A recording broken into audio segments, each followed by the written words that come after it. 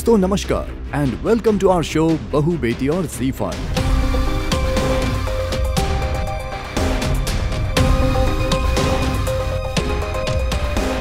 तो चलिए शुरू करते हैं आपके पसंदीदा जी टीवी शोज की एक झलक ZEE5 पर।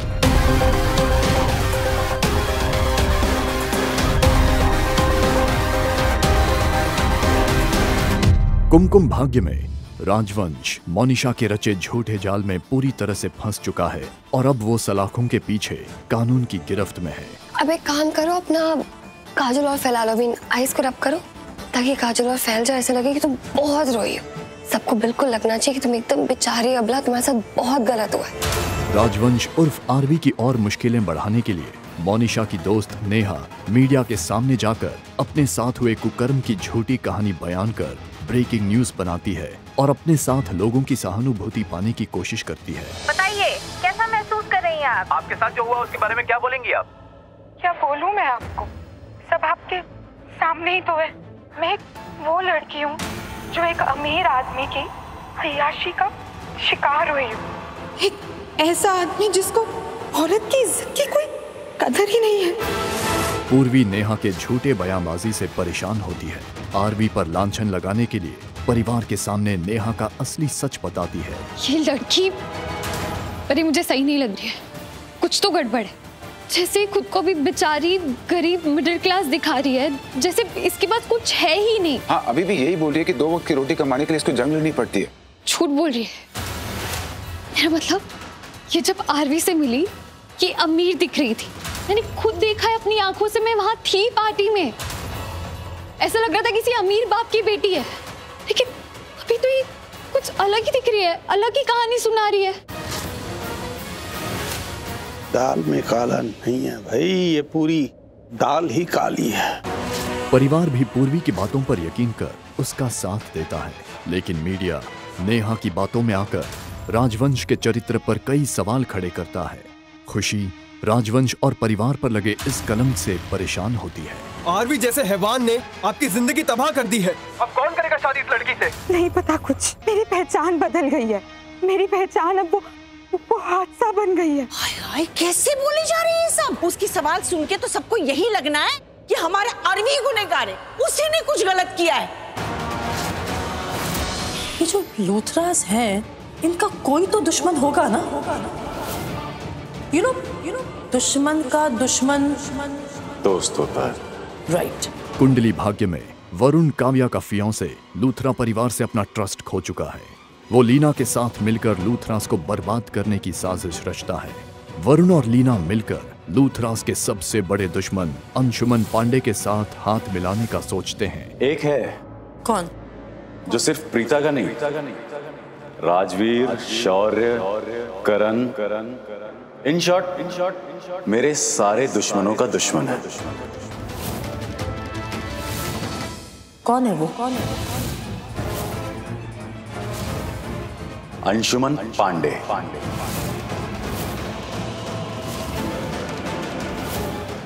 अंशुमन पांडे।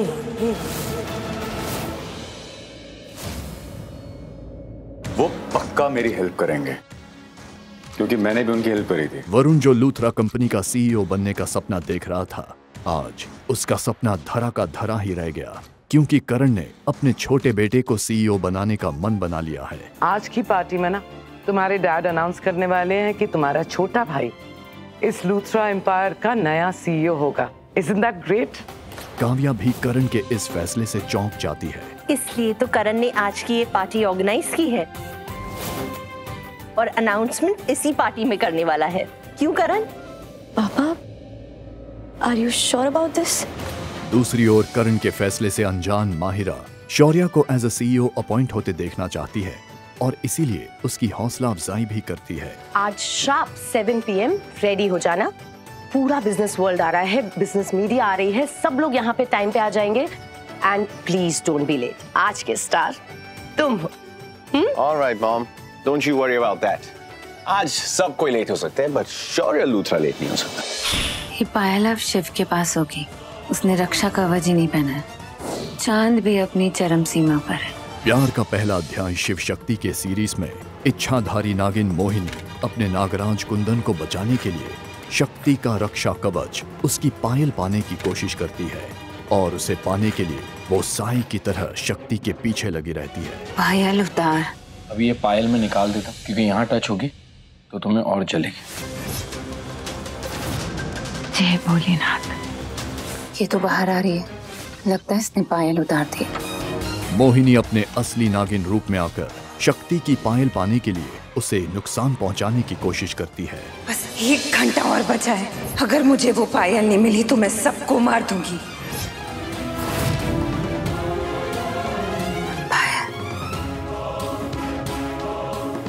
चांद ढलने को है, ज्यादा समय नहीं है मेरे पास। उसका ये प्लान सफल भी होता है। सांप के काटने के डर से शिव खुद अनजाने में शक्ति की पायल उतारकर मोहिनी की तरफ फेंकता है। शक्ति, शक्ति पैर दिखाओ। शायद पायल के नीचे काटा होगा। 1 मिनट। नागिन मोहिनी शक्ति की पायल पाकर खुश होती है, जिससे कुंदन की जीवन शुद्धि की शुरुआत होगी। ये नागिन जीत गई।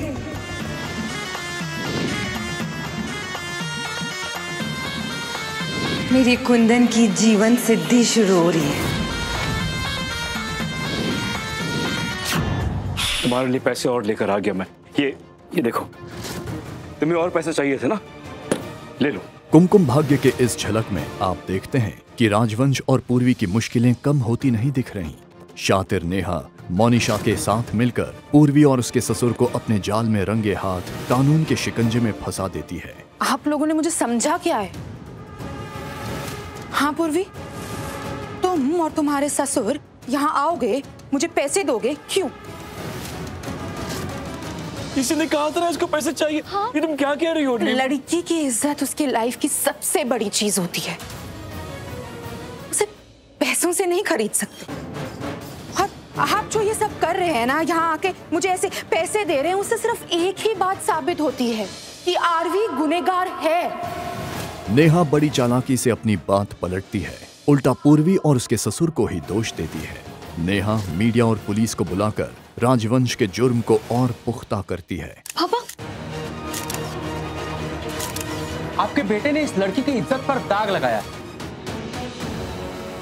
और आप इसे पैसे दे रहे हैं ताकि ये कंप्लेंट वापस ले। केस दबाने के झूठे आरोप में रंगे हाथ पकड़े जाने पर पुलिस आरवी के पापा और पूर्वी को अरेस्ट करती है। हमें कंप्लेंट मिली है कि यहाँ कुछ गलत हो रहा है। देखिए ना इंस्पेक्टर, ये लोग मुझे पैसे देके मेरी इज्जत खरीदना चाहते हैं। मैम, आप इस लड़की से पूछिए, झूठ बोल रही है, इसने पैसे मांगे हमसे, ये इसी ने मंगवाए हैं। हाँ, मांगे मैंने पैसे, पर वो सिर्फ इसलिए ताकि ये बहू और ससुर घर से बाहर जा सके और मैं आपको फोन कर सकूं।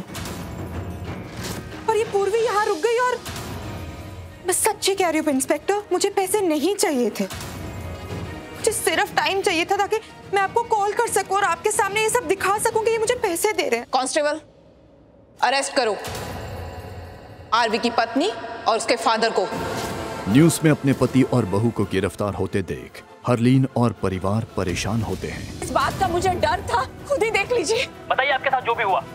देखा ना आप सबने कैसे आरवी के पिता ने और उसकी पत्नी ने ये केस दबाने की कोशिश की, कैसे मुझे पैसे ऑफर किए ताकि मैं ये केस वापस ले सकूं। मुझे पैसे नहीं चाहिए, मुझे सिर्फ इंसाफ चाहिए। इसने खुद कहा था मुझसे पैसे लाने के लिए। मुझे पूरी की पूरी फंडिंग चाहिए, otherwise this deal is cancelled. पूरी रकम मिल जाएगी आपको, पर पूरा काम होने के बाद। कैसे मुझे तुम मिल गई कि ये झलक काफी रोमांचक है। राजीव अपने फायदे की डील हासिल करने के लिए इन्वेस्टर्स के साथ अपनी पत्नी निम्मी का सौदा करता है। Have fun.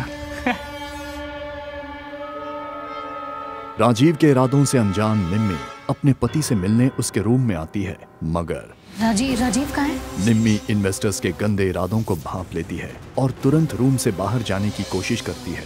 ये क्या बदतमीजी है? तुम्हारे पति से हमारी एक डील हुई थी, तुम्हारे बदले हमारे उसके बिजनेस फंड करने की। इत्तेफाकन अमृता भी जॉब इंटरव्यू के लिए उसी बिल्डिंग प्रीमाइस में आती है। तुम जैसे कैंडिडेट को हायर करके हम अपनी कंपनी का नाम क्यों रिस्क में डालें? क्या पता कल को तुम हमारे क्लाइंट को चूना लगा के भाग जाओ। इन्वेस्टर्स निम्मी के साथ जोर जबरदस्ती करते हैं। छोड़ो मुझे, प्लीज प्लीज प्लीज। मैं दिलदार आहूजा की बेटी हूँ और विराट की बहन। कितने पैसे चाहिए तुम्हें? बोलो बोलो। जॉब इंटरव्यू ठीक ना होने से अमृता परेशान होती है। जल्दबाजी में संयोगवश बिल्डिंग के उसी फ्लोर पर आती है जहां निम्मी इन्वेस्टर्स से अपनी इज्जत बचाने के लिए जूझ रही है।